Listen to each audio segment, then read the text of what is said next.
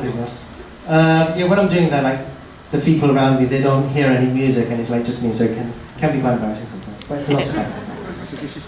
Anyway, so getting back to today's topic is so basically what I'm going to go through is like how I learned Japanese and how I became to like do what I do in Japan. So one race in the UK. They don't get that in Japan. You know, it's only like an overseas thing. So whenever I try to explain that to a Japanese person, they kind of like look at me like this.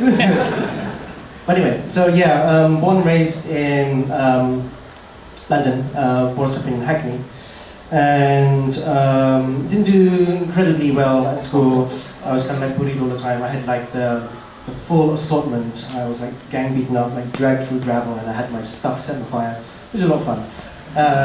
Anyway, so yeah, I was like really lost when I was very young. I didn't know what I wanted to do in life. And then I discovered Japanese culture. So I discovered Japanese culture through a games machine, the Sega Mega Drive. This is it over here. And I wanted to like learn more about Mega Drive. So I went to a Japanese bookshop called the Japan Center, and where I picked up lots of some magazines about Mega Drive, but mostly about like really pretty Japanese young girls and two-dimensional girls as well, as you can see.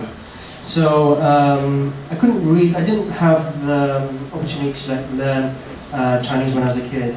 So I was basically had to like start it from scratch, and basically got myself some books, some dictionaries, and basically started to like self-teach myself Japanese. So one of the mangas which I learned lots of Japanese from was Korean Shin-chan. Absolutely fantastic things.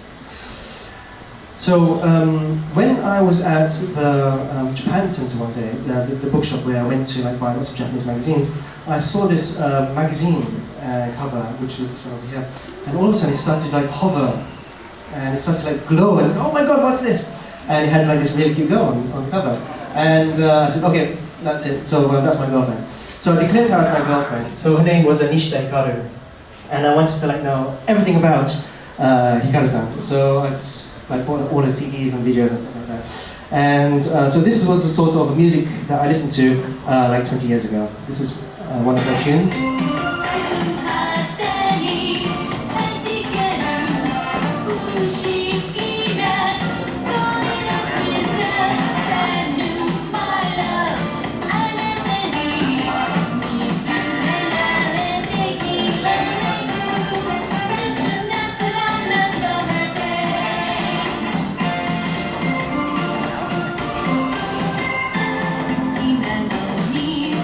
Alright, so we better move on before my wife gets angry.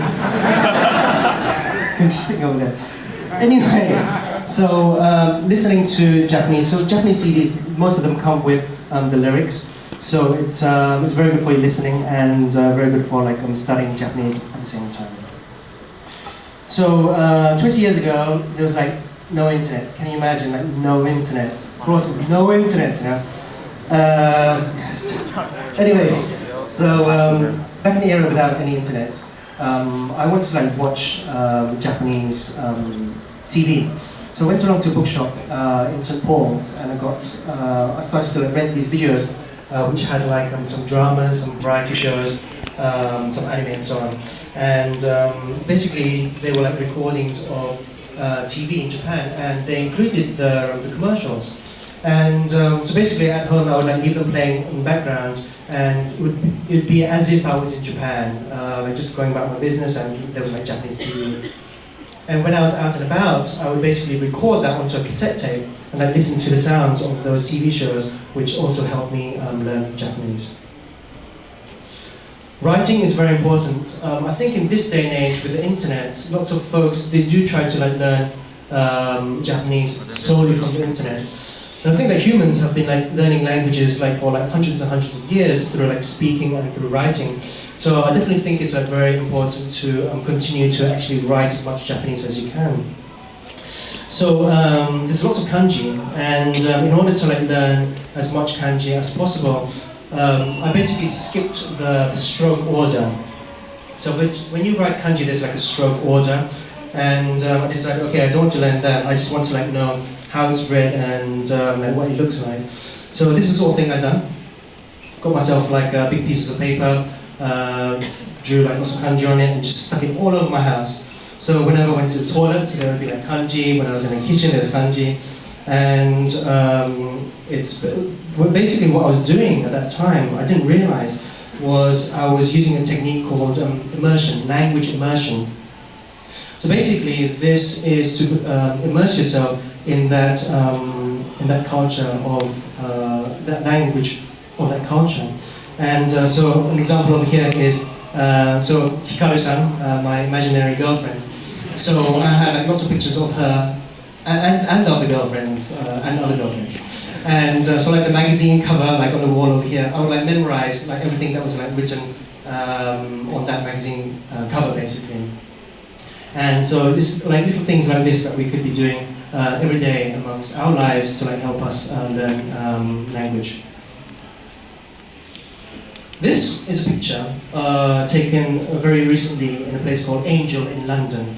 And there's like lots of roadworks going on. London is really famous for its roadworks. Every time I go back, it's like roadworks, it's like no road workers. And it's like full of like newspapers and like chips and like cones. And like buses come in like 5 in a row. It's the same bus, the 38 bus, and like, it's like all in a row. But anyway, so I wanted to like learn, I wanted to like speak Japanese. And so I started taking classes at Angel. And at first, it was okay. And then I said to my sensei, hey sensei, one of my dreams is to live and work in Japan. And he said to me, just forget it. As a foreigner, that's just not going to happen. What are you talking about? You're a Japanese sensei. What? And so the only reason I could think of was that he wanted me to stay in England so I could keep paying for these lessons to like beat him. And so I just like didn't get it. So I think the very important thing here is that whenever you try to do something in life, there's always going to be someone who tries to stop you for whatever reason. You know, there's like many different reasons that they can like they want to stop you. And so I think the very important thing is to don't let others tell you that you can't because you can. So anyway, I moved on, and one of the things that I had done was to set goals for myself. When you're studying Japanese on your own, I think it's very, you're not in classes, there's no one to like discipline you. It's very important to like discipline yourself and to set goals for yourself. So one of the things I'd done was to just apply for the Japanese language proficiency test. So I basically applied for the test, it took place like at the end of every year. And I passed level 4 one year, and then I skipped level 3, and then I passed level 2. So I think it's very important especially when you're learning Japanese on your own, to discipline yourself and set goals for yourself. I think the Japanese proficiency test is a great way for you to set a goal for yourself. And actually in Japan, it's actually a standard. So if you're like going for like a job interview, they will ask you what level of Japanese proficiency test you have. So carrying on from the incident at Angel, I wanted to like speak Japanese. So I came across this language exchange club in Bond Street. And so basically it was a room run by an accountant, and lots of Japanese folks would come along, gathered with like lots of local folks, and they would like have a language exchange basically. So that really helped me interface with like Japanese folks and like learn the language. So at the time, there's like no computers. The accountant's office, they had like this word processor, like a typewriter. And I said, hey, can I just borrow your typewriter? And they said, yeah, sure. And basically what I did was, I took it and I typed out like all the kanji. Typed them all out on this like sheet of A4, and I blew it up using photocopier into like A3, had them like all over my house. And then I made like really small ones which I would laminate and just like carry around with me. So like if I'm waiting for a bus or a train or whatever, there's like no downtime, when I'm studying. And I also made a version like this over here. these are verbs. Actually, if you folks who can read Japanese, it actually says at the top of here, it says Nihon was a Nandan Kakikata Danichu Nishita Hikaru-chan no koibito. So it basically says I am Nishita Hikaru's boyfriend. So I really did think I was her boyfriend. But anyway. So at those Japanese language exchange classes, I met lots of Japanese folks, and they became very good friends indeed. So one of the things that I recommend, like when you're learning Japanese, is to learn as much about the culture as possible. And you can do that by speaking to Japanese folks and like making lots of Japanese friends as well. And so I spent lots of time with them. When I was in Japan, like, they took me around and so on and so on. So it's a very important experience. Another thing that you can be doing, and obviously all of this was like in London, so you don't need to be in Japan to do this, is to seek part-time jobs which